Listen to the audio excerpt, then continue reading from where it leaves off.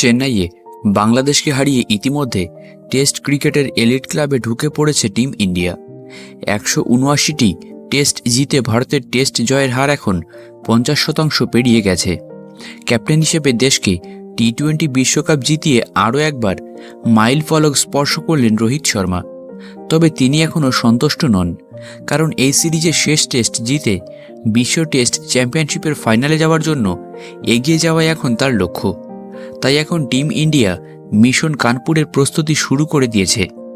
কানপুর টেস্টের জন্য টিমের প্রধান কোচ গৌতম গম্ভীর এবং রোহিত শর্মা এমন একটি দল তৈরি করতে চাইছেন যার সামনে আবারও মুখ থুবড়ে পড়ে বাংলাদেশ।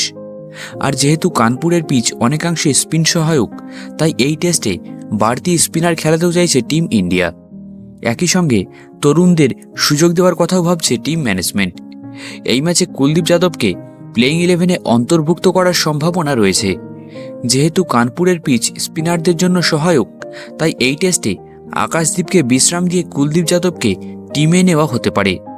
এদিকে আবার স্পিন অলরাউন্ডার আকসার প্যাটেল একটি বিকল্প হতে পারেন। তিনি বোলিংয়ের পাশাপাশি ব্যাটিংয়েও দলকে সাপোর্ট দিতে পারেন। কুলদীপ মূলত স্পেশালিস্ট স্পিনার হিসাবে খেলবেন, আর আকসার প্যাটেল একজন অলরাউন্ডার হিসেবে খেলতে পারেন। তবে স্পিন বোলিংয়ের গুরুত্ব বিবেচনা করে কুলদীপকে অগ্রাধিকার কিন্তু দেওয়া হতে পারে।